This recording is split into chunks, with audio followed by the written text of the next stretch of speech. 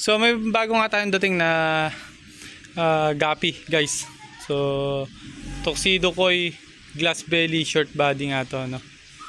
Tuxedo Koi glass belly short body. So trio ang kinuha nga natin, ayan.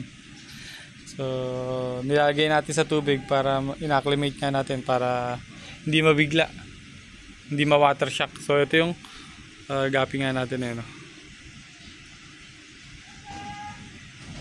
Dalawang babae, isang lalaki.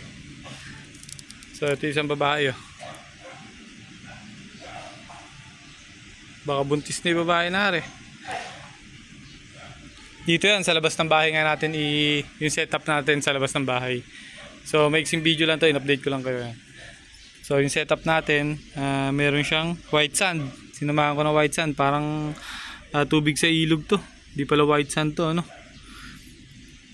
Hinugasan ko yan, mga ilang hugas ginawa ko sa lupa na yan kasi nakatambak lang yan dyan sa labas ng kapitbahay nga natin.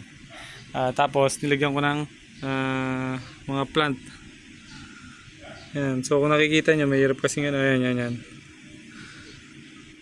So tatlong klaseng aqua plant yung nilagay nga natin.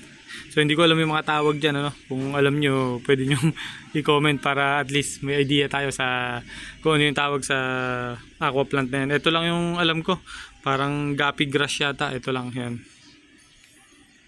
Saka nilagyan natin ng mga palutang. Saka ito, water lily. Para kung sakaling sumobra init dito kasi outdoor setup tayo. Ayan, mamaya sobrang bilad yung init yan. Ay, sobrang bilad yung init. Sobrang bilad sila sa araw. Ayan, dyan yung pwesto nila. Nilagyan ko ng puno rito. Yung binobonsay nga natin na sampalok. May sanga siya.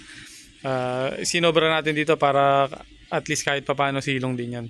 So yan lang setup natin, oh. So dyan na sila dadami. Tapos pag dami niya, kung makakapagbenta tayo, magbenta tayo. Kung hindi naman mabili, okay lang. Maganda namang design dito yan or display. Kasi ano, pagpasok ng mga tao dito, ayan kasi harapan namin, pagpasok, pagka nagawi sila dito, makikita nila. So mukhang maganda naman yung itsura nga nito. So ina-acclimate pa lang kasi natin, eh. Ayan. So videohan ko na lang after natin mapakawalan. Next video update ko kayo pagka napakawalan natin dito. So kagagawa lang na ito, gagawin nga natin dito dahil outdoor setup nga yung ginawa natin dito. Bubutasan natin to. Ayan.